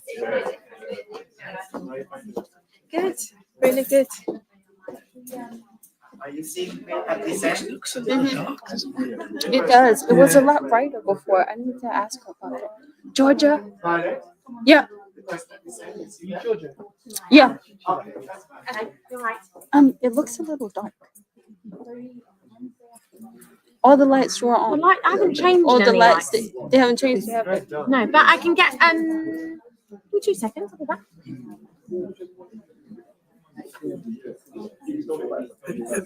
Are you able to get still photography? From the camera? Yeah. Because I did it because Roy's animated, so Yeah, I took one as well. picture. You did So, that's all yeah. right. I took some. I don't know. It's okay. We'll probably have to probably will stop the live stream unless we. No, I'll just ask you a question. But if you're taking I some might ask. photos, I've got one of my ex-colleagues, so I might ask him if he can take a few photographs as well. But yeah, absolutely, isn't it? Yeah. I'm freezing. Yeah, me too.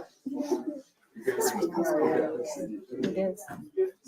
We're running slightly behind, but that's fine. How many minutes? So we've got till 9. How many minutes behind would you say?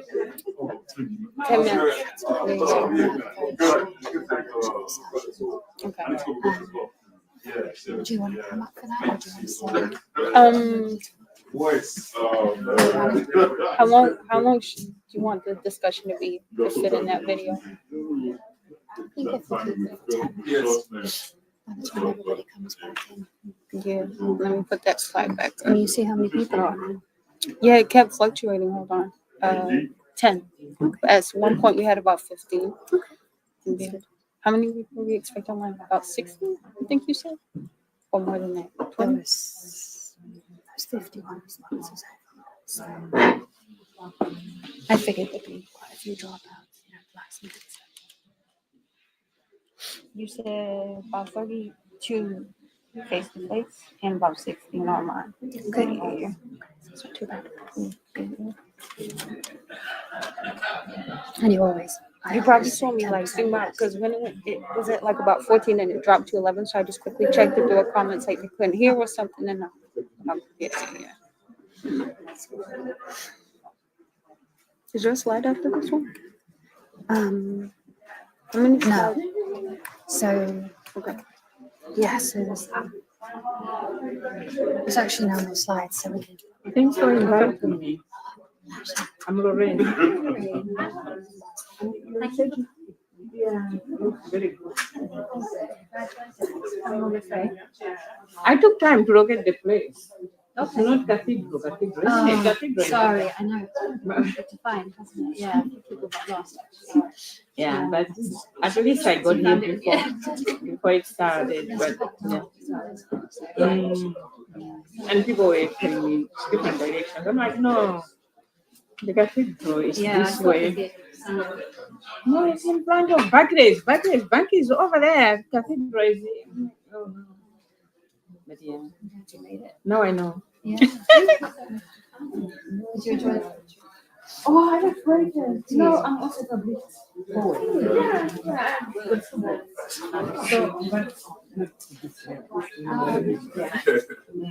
I don't. Now that I know that. Yeah. Yeah. So I love it. It's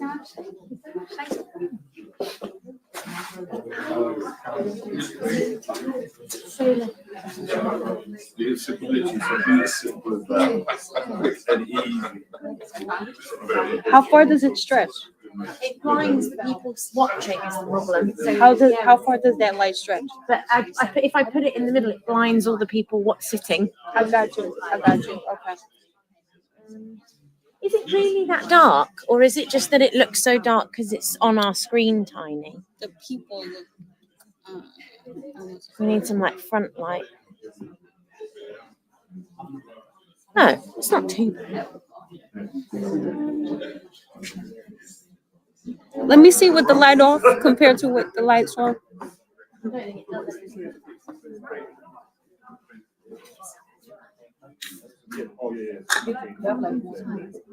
A little bit. Yeah, a little bit.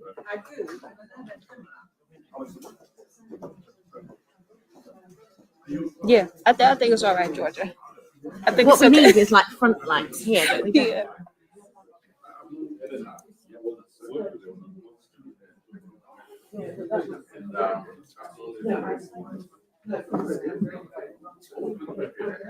You might be able to actually slightly zoom in on them on the camera. Whatever.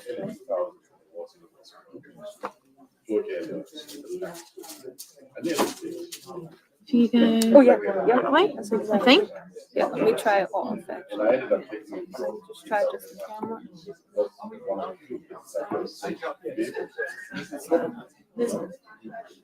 Oh yeah, and then can you, It's amazing. Serious, actually. does it tilt or is it? You know how children Yeah, you can.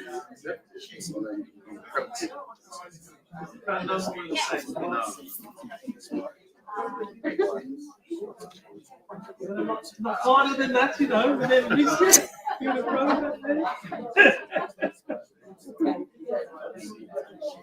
How does that look?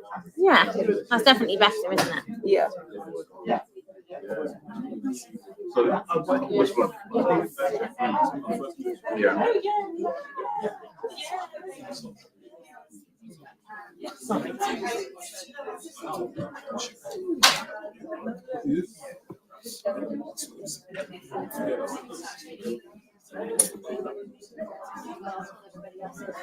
Bring everybody in now. Okay. So we'll do discussion. You okay to come up to the front as well? Yeah. Or do you prefer to stay here? Okay, yeah, good. Yeah. We'll do 10 minutes and then as soon as we're done up here. Are you gonna be up there? Press the video. So I'll sit here and ask the question. Okay. Is that right? Yes. And then we'll come back and you're right ready to press the video, the short film afterwards. Yeah.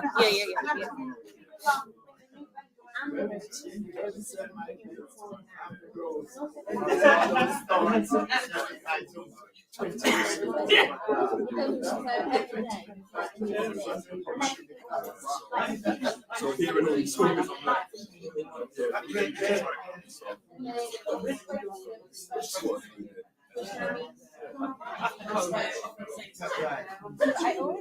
Architects are great ideas, but they don't actually know what the reality is. That's what exactly. They come up with great ideas, but not how to actually put them in place. Come on. Oh, yeah. Yeah, I can see everyone.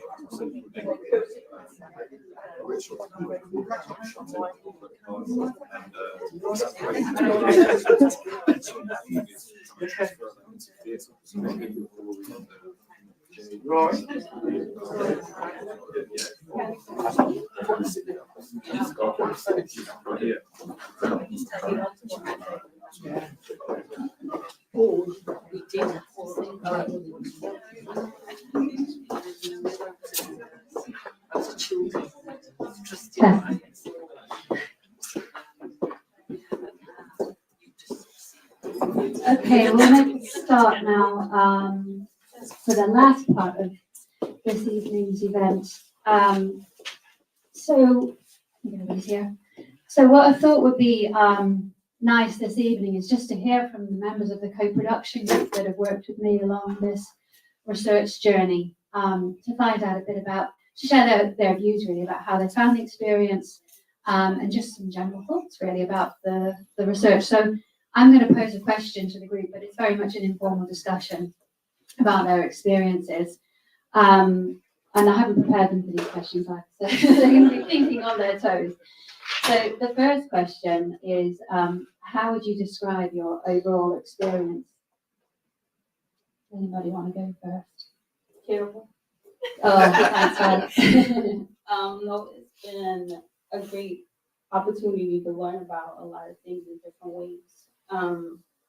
In terms of how like the research environment or system as a whole can affect the way that people interact with it and participate with it. I think one thing that I notice is that if we don't get the healthcare side of things correct, people feel like the basic thing, which is healthcare, if that doesn't work, then why would I do the extra, which is research? So that was pretty interesting. Great, thank you. Does anybody else want to add to that, your overall experience of co-production on this research? See how he passes the mic, right?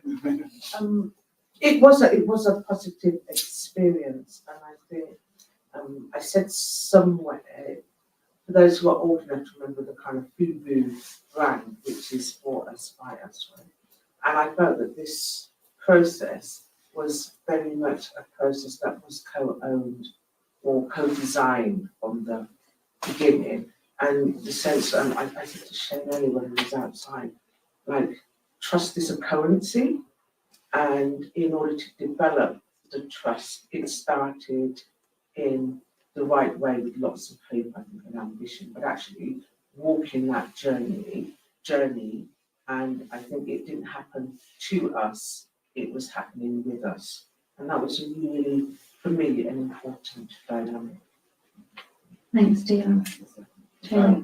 I come from the setting where, excuse me, there's no I in team. It was definitely a team effort. Each one of us came with our different backgrounds, different experiences, transferring skills, etc. And that was dynamic to see and hear.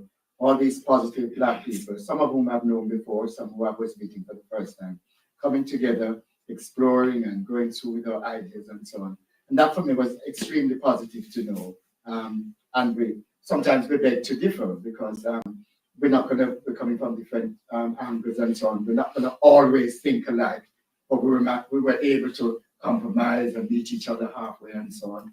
And this idea that all Black people think alike or all white people think alike, we need to get rid of that myth, that misnomer. We will come from different experiences, and we were able to share and grasp. And what I saw today, but that was mind-blowing, what you presented earlier today. I thought to myself, oh my God, is this what we all as a group have achieved and accomplished? So we as people listening to this and us in the audience here need to realize we're like ants. And the more ants coming together to move that big piece of what have you, that's what we have accomplished and achieved. I'm very proud of everybody on this project. Really, really proud. Thank you. Thank you, Tony. Thanks. I'll just add a little bit to it. I mean, the issue of trust is so important. And, you know, the elephant in the room was, for me, was, well, this white woman was coming and wanted to research about Black diaspora communities. You know, who is she? But when she told me who was involved, I know Tony from previous work. I said, well, if Tony's involved, then it must be something good, because he doesn't suffer from as the term goes. And the other thing she did to build the trust, she bought me a cake. And, you know, I'm easily bribed. But even, you know, little things like that, you know, I've met lots of people who always want to pick your brains or whatever else. But she bought me a cake. Never met her before, bought me a cake to the meeting. And I thought, oh, it's a different approach. But, you know, glad to get involved. But I got involved on the back of some research that we had organisation did on Black people and COVID. So it was quite fresh to me, the issue about researching, and we had a community approach to that research, which involved a number of community organisations, trained us, interviewers, went out into the field to conduct the work. So it was very much up my street in terms of the approach. I've never been involved as a public contributor before, so you know, eye-opening, and it was sort of really refreshing to meet other people in the field who I've never met, who have lots of expertise in lots of different areas. So that was my experience. Thank you, Shane. Late to the game. Yeah. As Shane said, late, but still blessed, and to see such. I did look at the cohesion. There was just a warmth, and even me coming in and how I was received, and felt that I could say anything. And I think that's quite important, that there's that kind of welcoming space when you come into these research kind of scenarios, that people can say what they want, whether they, you know, at the beginning or halfway through, that they can say what they say, and everybody respond to that. And there was a really good, warm conversation that was had over that. And I think equal as yourself, I think we talk about, again, I talk about my mother and that lady who kind of stepped in and was appreciative and respect the individual. And I think you, from what I've seen on the journey with you, there is a lot of respect that you've shown to the community and to the people that have participated. I think that's got to be recognized as well. Yeah. Thank you, Roy. I didn't pay them to say any of that at all, but I think as well, as a white British researcher as well, yeah, I definitely made mistakes, but I think it was really important in working with the group and having that safety, I think, within the co-production group meetings, to be able to say what we thought and to know that our opinions be respected for all of us. But also, I think, probably doesn't come across in my presentation tonight, but a lot of the data analysis that went on, a lot of the discussions that we had in the workshops, that really helps with thinking. And I certainly, when I said this research would have been different, if it was just me doing it, it definitely would have been different. The findings would be different, the analysis would be different, because of bringing in lots of different perspectives and views as well. So it was incredibly important. And I can't actually imagine taking another approach in the future to research without taking the co-production approach. So it was actually a good experience for me as well, and a good learning experience. And just check the time, sorry, I'm just conscious. Okay, we've probably got time for one more question. Is there anything that you think you learned from working on this research that maybe you didn't know before, in terms of anything you've gained? I'll start with that. I've always known Lego being used in children playing Lego or whoever playing Lego. But the way how we used Lego at the very start of the process to formulate where we're planning to go and so on, and each of us had to design a Lego and so on. That for me was something else. And I'll never forget that. So that for me sticks out in my memory, because it was quite an innovative way of getting us to do things. So anybody out there doing research, use Legos. I'm not getting any money for saying this, by the way, but that for me stood out. Yeah, thanks, Tony. Do you want me to just elaborate on that a little bit? So we used, I never used it before, but something called Lego Serious Play. So one of the things when we first started this piece of research was to explore what the research pathway or the process looks like for individuals, maybe from Black African Diaspora Communities. So what I did was send parcels of Lego to the co-production group that wanted to take part in this element, and just ask them to build a Lego model as to what they thought that process looked like for people within Black communities, or they were thinking about it from their own perspective, which was important. And then they wrote some post-it notes, and we did this all virtually, actually. They shared your Lego models online, didn't you? And everybody, it was a really inclusive way, I think, of sort of sharing really deep thinking about how this process looked like. And from that, I created a big mind map of all the thoughts that came out of this, and we identified some really key concepts, and those concepts were then used to develop a theoretical model. So when I spoke about the theories earlier, that will be published in the science, but that's where it stemmed from. It was through this Lego Serious Play, which we tried, and I think it worked really well, actually, even though it was new to us all. Yeah. To be honest, when I was going to say the same thing, so I do remember getting this envelope to post. So I'll come at it from a slightly different angle, which is, what surprised me, or what did I learn or think differently, is in academia, kind of the toolkit, the methodology is very academic, right? It follows, or you think it follows a particular path. And I think in order to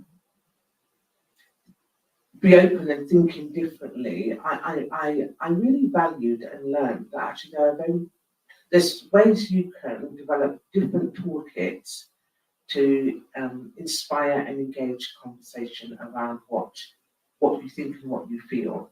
So if you don't feel that you're good with words or you're good with language, actually the visualization of that is really important. And I think, where else do I see that? I probably see that in nurseries, kind of in nurturing children, right?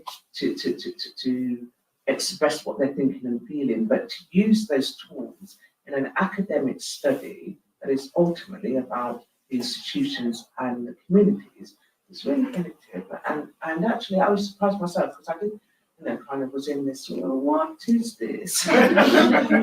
What is this? But it made sense, and I thought, the longer I thought about it, and I continue to reflect on it and use it as an example in my own workspace to say, we can do things differently, like in order to kind of get what people are thinking. It was really good, really good. Thank you. Shane.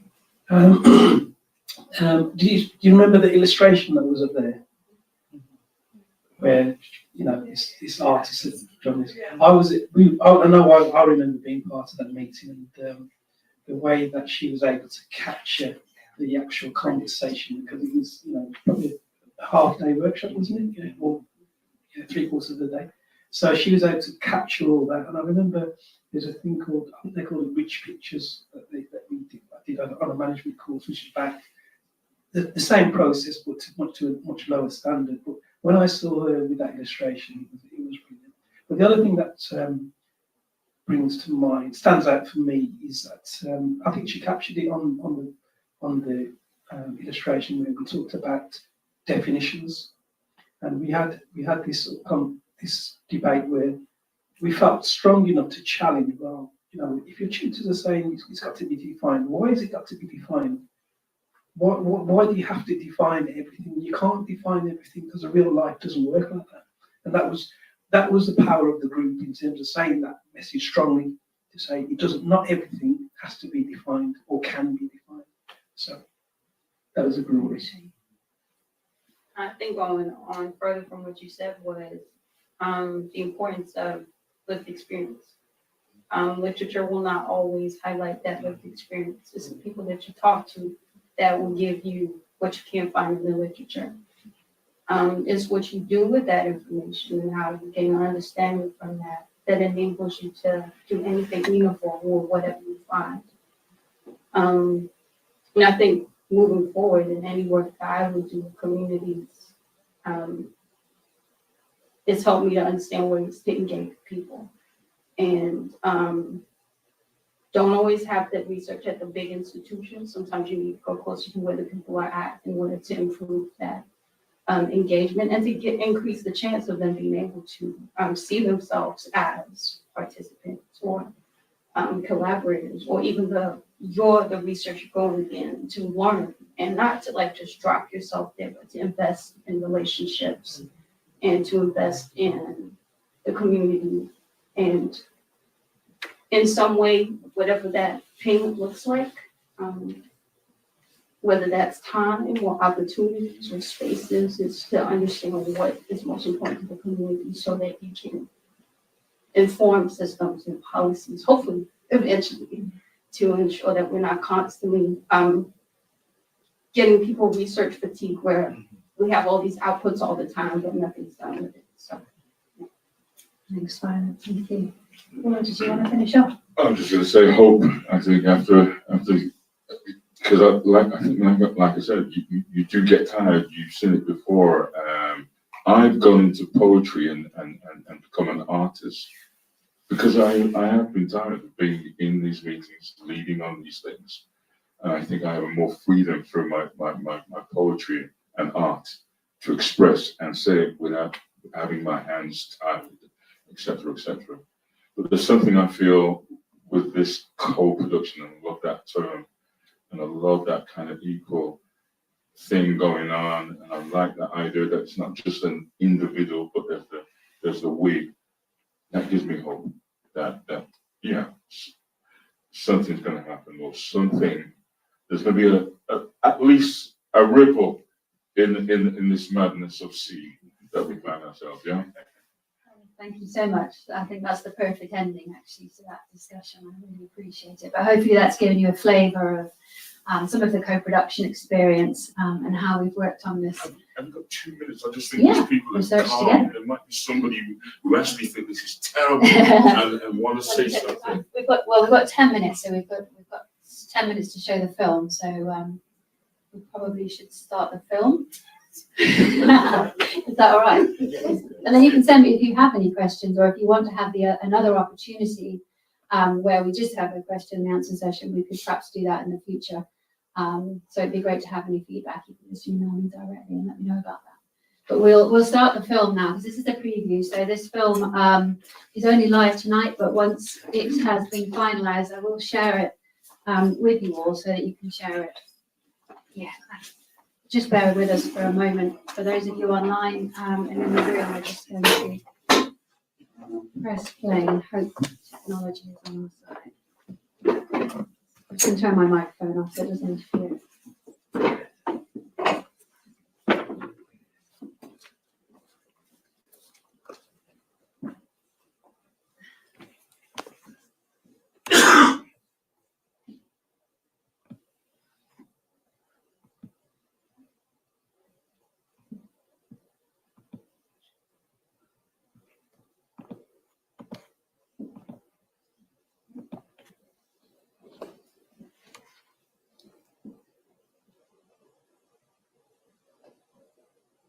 People from Black communities have poorer health than white people.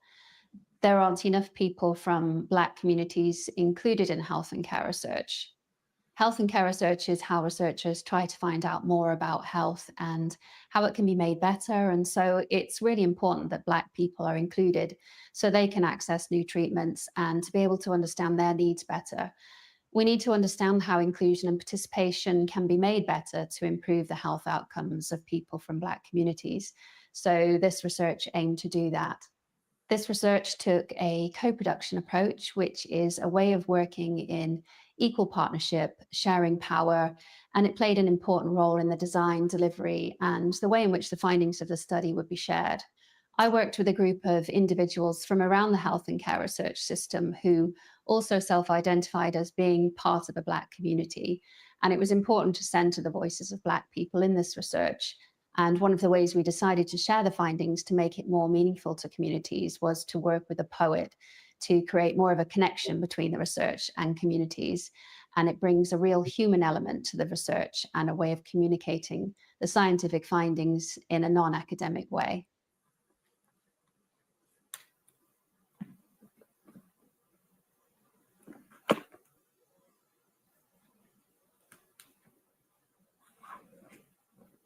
The refrain of the hard to reach. Stop referring to us as hard to reach. Like we only come out when the full moon shines. Like our skins, like chameleons, merge into the background. Like you need a trail of crumbs, of hard dough bread and bun. Like we will only rise at night. Like duppies and rolling carbs to come out and right. Stop referring to us as hard to reach, as if we're lost in some Bermuda Triangle, as if our magnetic north doesn't exist on your compass, as if sat-navs have not been updated to find our locations, as if you're Alice and we can only be found in a winter wonderland. Stop referring to us as hard to reach. You see, there's no need for a new Magna Carta or another white paper.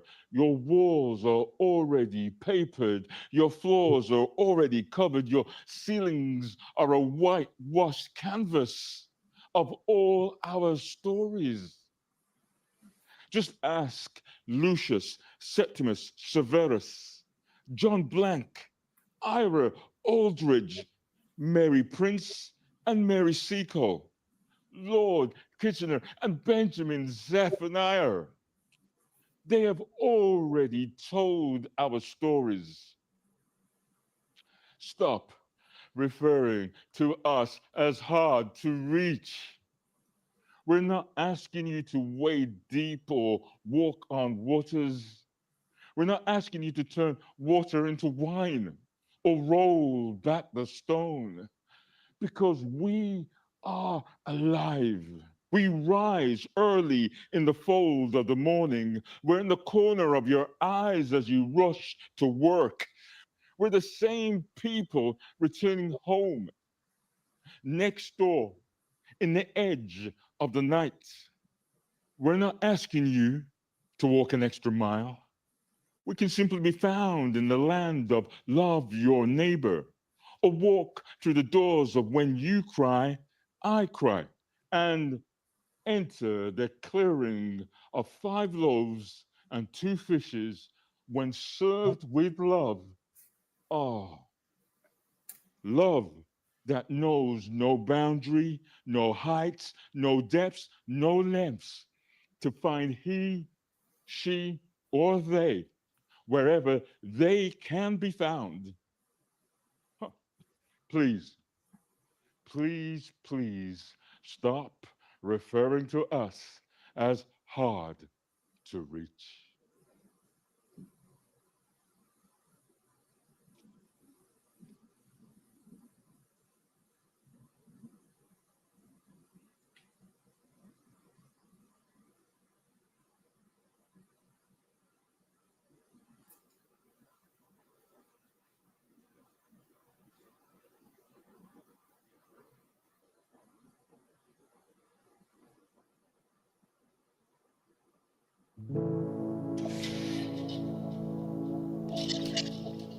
For me personally, it's about joining the dots, us coming together, and the Black community on the whole, getting an understanding that we are here to help them as well. It's not an us and them situation. It's everybody playing their part and making sure that the right treatment for the right medical conditions or diseases or so on are dealt with in an equitable way. For the wider community, too often our voices and experience are not included. And that's really important if we want to change that. To participate and to be included is key. So hopefully the impact will show researchers how quality research can be done, especially involving the communities from the start in the design and the approach. Too often they come at the last stages. Their involvement is too late to have any influence. Hopefully, the findings will mean greater understanding, greater dialogue between communities and the professions, and it will mean better intervention and prevention strategies around healthcare. I sincerely hope this is not going to gather dust on the shelves. I've been involved in a lot of research, and this one strikes me as one which, if the powers that be, the policymakers, the people who have the purse strings and so on, really take on board the findings in this research, it can go far away in terms of making a real difference in terms of the quality of care that is delivered within the national service, within communities, for African Caribbean, or as we would say, Black people. There's a level of exclusion of people from the African diaspora. So this was important to actually address those and look at the reasons why people may not get involved and how researchers can look to involve the Black African diaspora communities in research going forward. Our health is our wealth, and that involves everybody.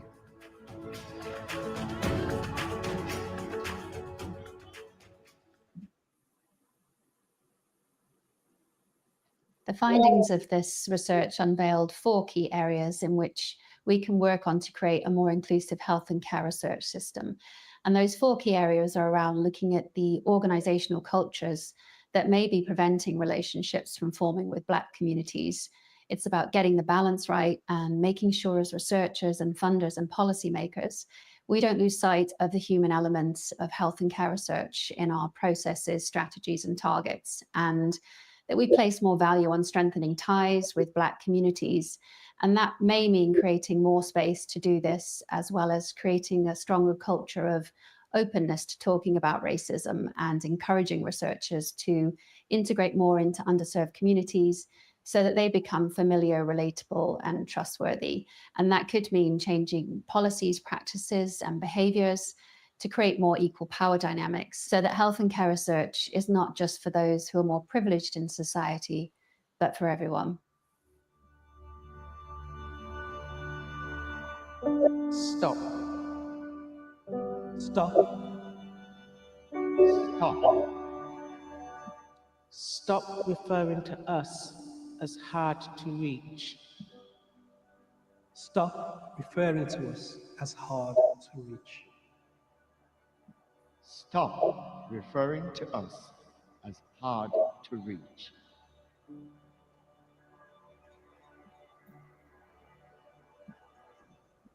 Please, please, please stop referring to us as hard to reach.